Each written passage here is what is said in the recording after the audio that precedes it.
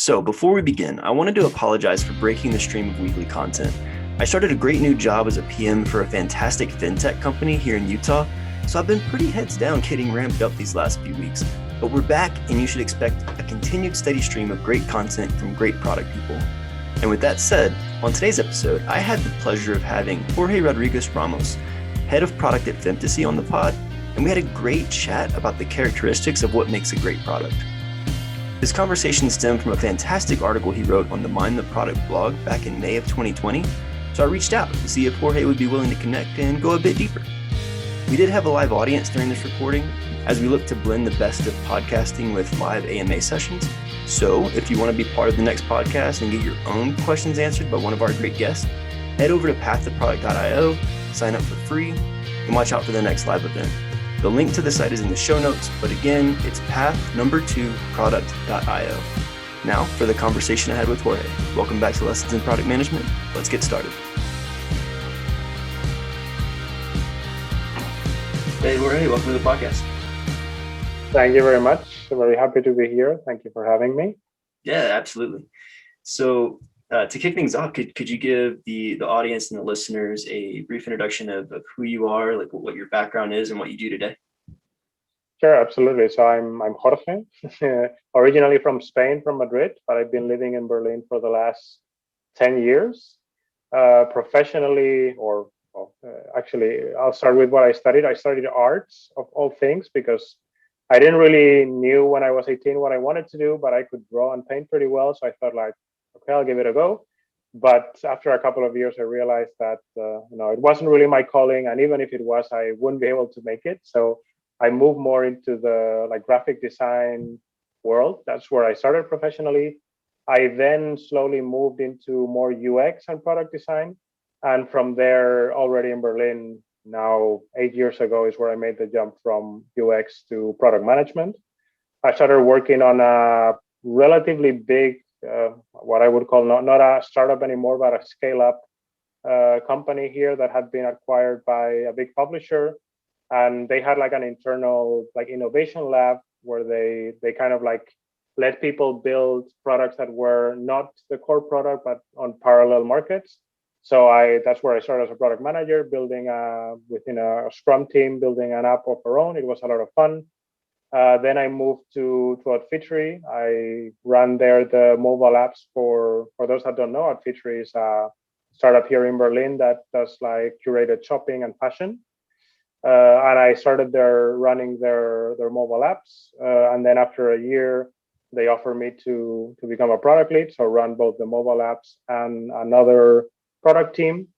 I continued there for another year, I think, and then I moved on to a company it was a B2B stealth startup, so I'm not allowed to say the name yet, but it was quite an interesting experience. It was my first B2B experience, and it was, like I said, B2B on the food waste / sustainability market, so very interesting vertical. And then from there, I moved on to my current job, which is at Femtasy as head of product, again, here in Berlin. Very cool. So in a nutshell, that's me. Awesome. No, I really think that there's going to be a wave of UX people who transition into product, because I think the skill sets overlap really well, especially at that mesh point from product discovery into the product delivery standpoint of things. And so whereas in I guess the early 2000s, developers were the main transitioning group into product. My guess is that there's going to be a lot of UX people transitioning into product in the next, say, 10 years. That's a very good point. I think so. It definitely influenced me and the way I see product and what I consider important. And I've seen, as you say, people from many different backgrounds transition to product management roles, from more business side, more, as you say, developer side, more UX.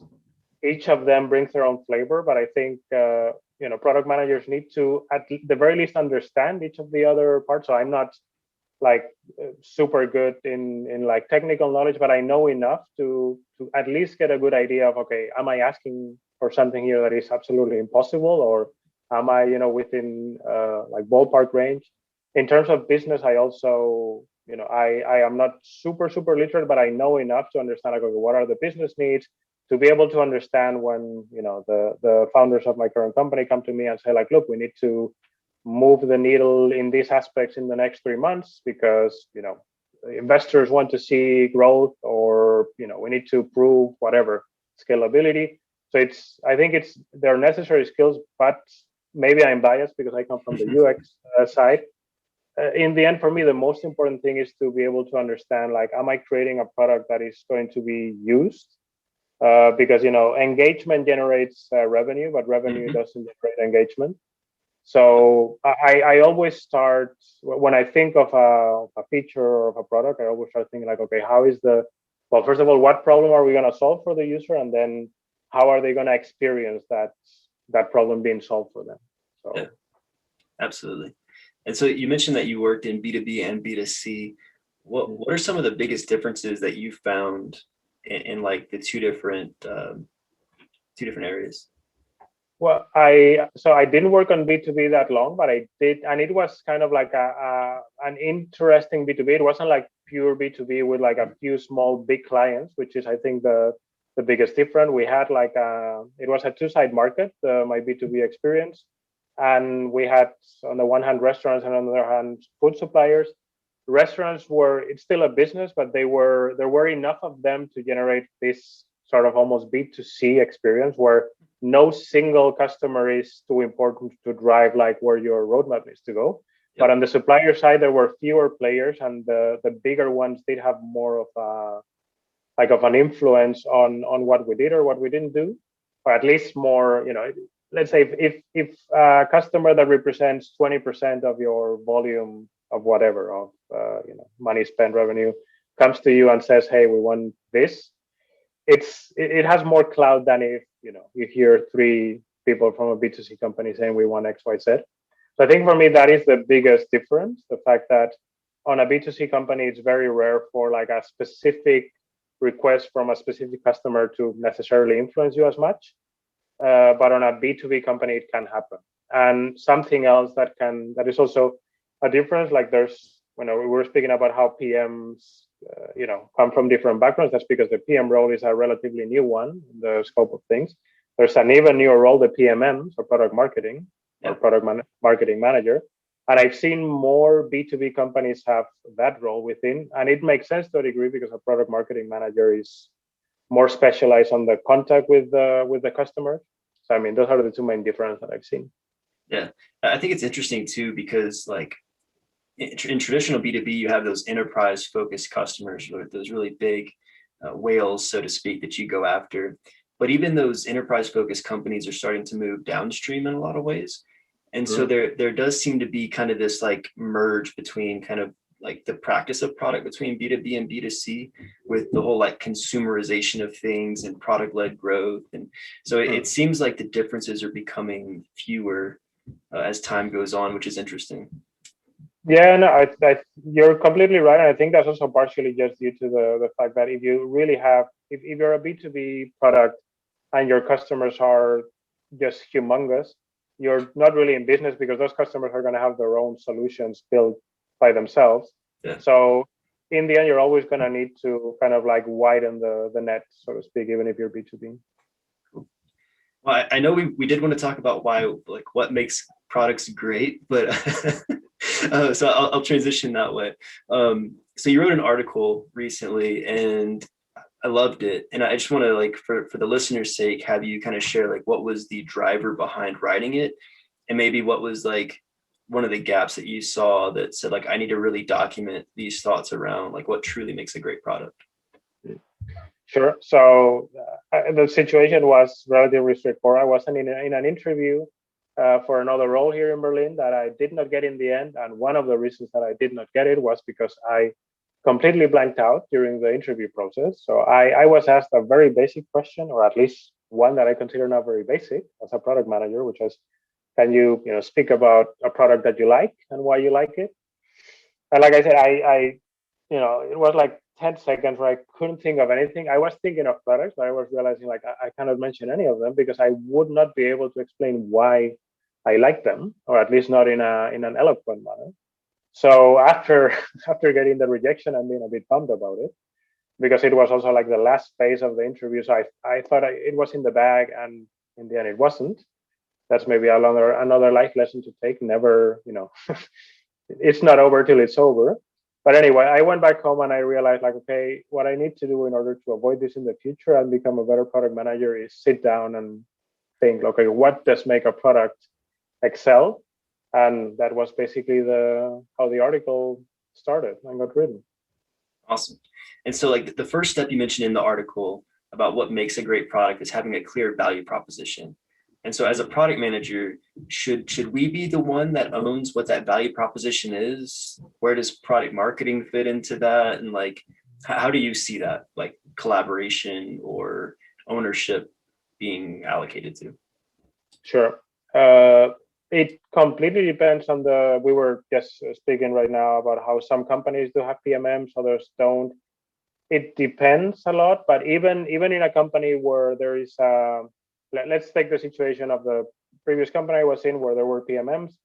The ownership was kind of shared, but the PMM, being the one that is more in contact with customers, to a degree had a better understanding of what the real value proposition was, because for me that is the important point in the end. Like, neither the PM nor the PMM own the value propositions. The users are the ones that own it, because you might think that you have a certain value proposition, but then you'll go to users, you'll show your app, your service, whatever, and they say, oh, sounds great, but I use it for something completely different.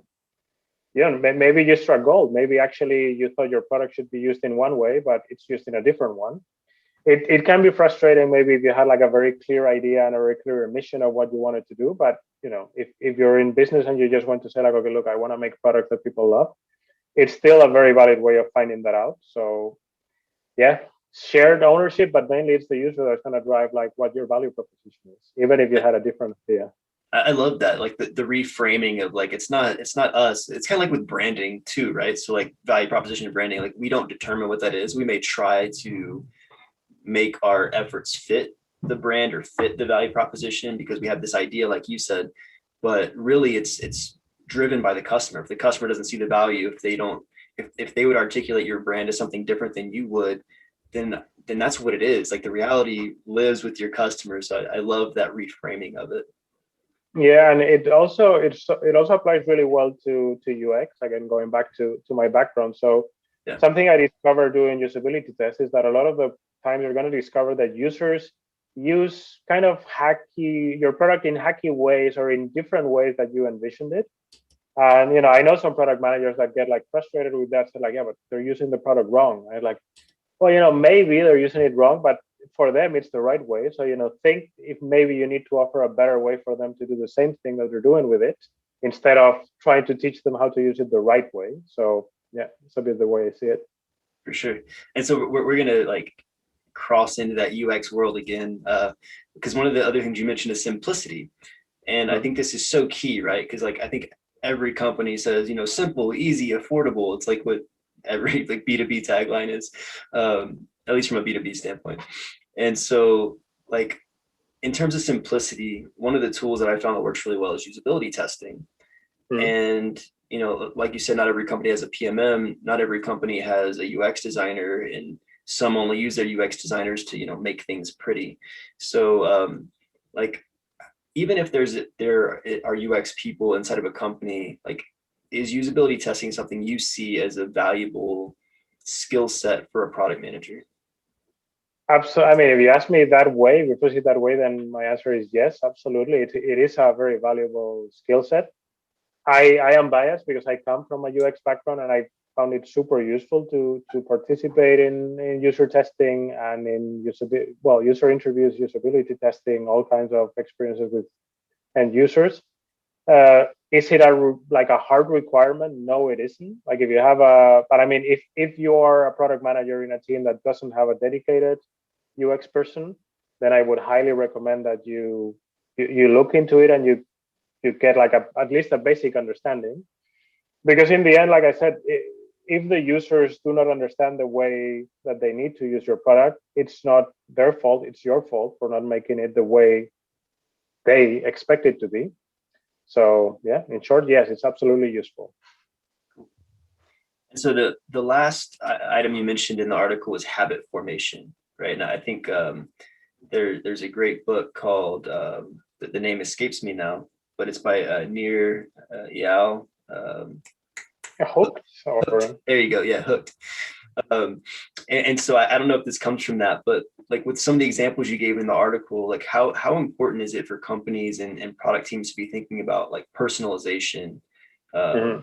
And on those lines, do you need something like artificial intelligence or machine learning to do personalization, in your opinion?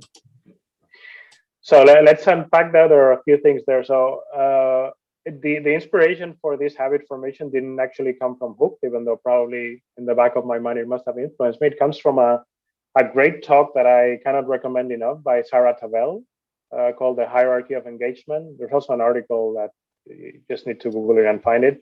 And she speaks of, well, basically those like 3 steps. She also makes a triangle, a much more better one than mine, I think. That's the topic. And she speaks of these 3 elements that you need in order to have a successful product. One is sustainable growth, which is the basis.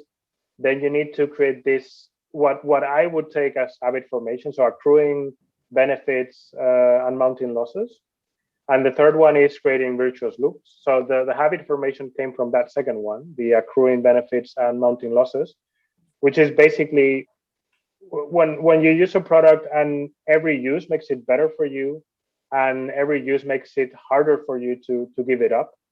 So I think I give some examples in my article, but a very basic one is like any kind of like productivity app. If you have all your activities there, every new activity that you put in is going to make the app better for you. And every new activity that you put in is going to make it harder for you if the company were to go under. Suddenly you would be left like in despair because you had lost all your activities. So that's where the idea came from. And going into personalization, that is a super interesting topic. And there's been a lot of buzz in the last, I would say, few years in terms of personalization and machine learning. In my experience, of course, if you have the benefit of having like a huge company, especially in B2C, where you're going to have more users, where you really can do a lot of machine learning, it's amazing to use it. And I've seen great stuff done out at Fitchery, for example, that was big enough and had a huge team of data scientists looking into that. And in the whole topic of fashion, it was very interesting to see how you could use it for personalizations. But I don't think it's completely essential, because a lot of the time you don't need to do like a perfect personalization, like for example Spotify would have, where you get specific recommendations for your taste based on things that you've listened before. That is amazing, that is great, but not every product is as personal and specific as music or fashion. In other products that are maybe less polarizing or more generic, a very basic, like most popular items or things like that might work well enough, at least initially. So I think personalization is possible without machine learning, but it has to be kind of like a more say bigger grain personalization. So a bit of smoke and mirrors, but still useful. For sure. Like I think one example I heard recently was, like, let's say a group of customers bought from like a certain department, like in a retail or online commerce scenario, and you wanted to like create upsells or cross sells within that department. You pull like a list of those buyers, and then you send a discount coupon for that department, or an adjacent department that's like a complementary like product line or something like that. So I thought that was one interesting example that I heard recently. Yeah, no, that's a good example, but that sort of goes with this idea of like, cross-pollination. Like if you have a product that is used for, I mean, in theory, for example, Spotify could cross-sell headphones or sound systems or stuff like that. Spotify probably isn't interested because they're big enough, but if you have a smaller product and you're looking at ways of monetizing, sometimes you don't need to monetize directly. You can monetize through third parties and things like that. So that is definitely interesting. For sure. No, I think this is great. And I think for anyone who hasn't read your article, it's going to be linked in the show notes. So if you're listening, if you're driving, make sure you're parked before you go pull up the article. But do pull it up and read it. Really good stuff from Jorge. And I know I don't pronounce his name as a native, and I wish I could make my tongue do that, but it doesn't work. But with that, I'm going to open it up to the audience. If there's any questions that from, pre-reading the article before we started, or just from the conversation we've had, feel free to come off the mute and ask your question. I don't have any questions as such, but when he says when you say actually Ramos is saying about B2B businesses, right? So how do they interact when it comes to user research? Do they sit with the end users, or like how does it actually work? I mean, like I didn't get the exact product what he's working. Probably he's not in a position to reveal it, but I would like to understand, let's say in a more generic company, how does user research work? Or it is only the customer who decides what features are to be implemented? Because I come from a company which has a very big application. I work on a very big application. The overall team size is around 350 members. So what happens is every year there is a release, and every year there's a demand for new features, but most of it will not be decided by the product owner. It will be mostly ordered by the customers. So this is what we are looking at too, and that is how it goes. So I just wanted to give, I just wanted to know whether there is something like user research on the PM's part or the PO's part, or how it is in other B2B. If you can give a glance of it. Yeah, absolutely. Thanks for bringing that up. I think it's a very interesting point. So in terms of my past experience on B2B, it's definitely harder to do user testing on B2B, specifically because sort of what you mentioned as well, like on B2B, customers know, especially with their bigger ones, that they have a lot of cloud, and you need to be careful on what you show or do not show them. In the case where I was working, like I said, it was a two-sided marketplace, and in those situations, sometimes you're almost catering for two very different kind of users, and what benefits one doesn't necessarily benefit the other.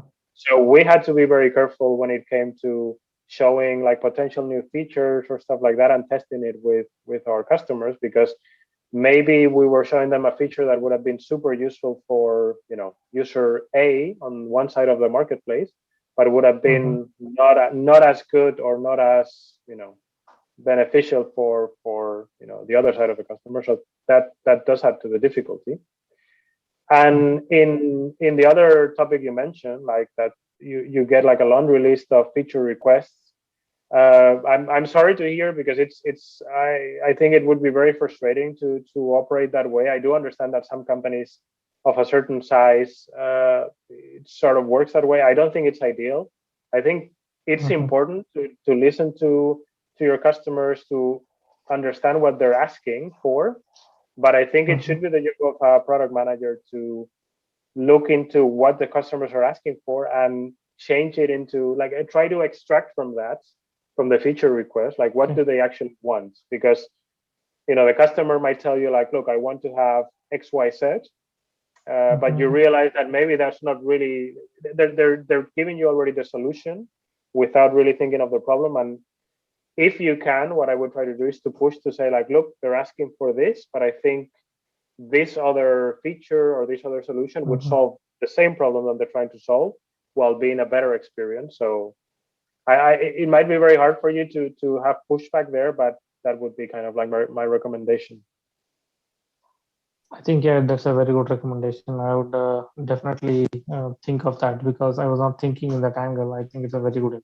Thanks. Yeah, no worries.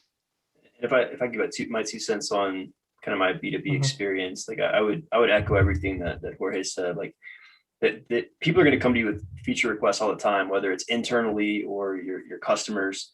And just again, echoing what you said, getting down to the root problem helps you in prioritizing that backlog, because that problem may be applicable to only that one customer. And if you have 350 companies that you're you're supporting or that you're building Mhm. for, that are paying for your solution, you would probably want to prioritize that problem that represents a bigger percentage of your overall kind of market that you serve. And so, yeah, it's really key, like from a prioritization standpoint, and then you can have that conversation more effectively internally if there's conflict around, hey, we need this one feature to close more deals, but you have data on, like what your segmentation is, if you're serving different segments of customers, and based on what that problem represents in terms of solving this problem would impact this percentage of customers. It's much easier to have that conversation baked in data versus like the hippo problem, right? The highest paid person's opinion on what should be built. Super. That's a good point. Yes. Thanks a lot, John. Yeah. Cool. Well, I don't know if there's any more questions from the audience, but Jorge, I really appreciate you coming on and sharing what you had to share. Again, a wealth of insight, and I love the perspective that you take with your UX background and your experiences in product and how you kind of reframe things. Because I think in a lot of cases, the like reframing situations or problems is almost just as important as anything else that we do in product management. So I love the perspectives that you shared. Yeah, thank you very much, John, for having me. By the way, you pronounce my name very, very well, so no worries. And yeah, absolutely delighted to have been here, and I hope that everyone found at least a little piece of knowledge that made them like better product managers today. And if not, sorry about that. I'll keep on trying. Well, and again, the link to your articles in the show notes. Is there anywhere where you write or where someone might follow you for more insights that you have to share? Sure. I also have some articles on Medium. You can look me up. I don't think there's that many people with my full name, so just look me up and you'll find me for sure. And I have a couple more articles also on Mind the Product that I published a while ago, and I'm writing right now one currently, so that'll come out in the coming weeks. So keep your eyes peeled for that. Awesome. Well, thanks for that teaser, and I'll make sure to link your Medium site in there as well. Cool. Thanks a lot, John. That was Jorge Rodriguez Ramos, head of product at Femtasy. I loved what Jorge had to say about what makes a great product and how the way you frame or reframe things can make all the difference. Again, if you're interested in joining the live sessions, head over to pathtoproduct.io, sign up for free, and join us for each new episode to get your most pressing product questions answered. Thank you for joining me, and I'll see you next week on Lessons in Product Management.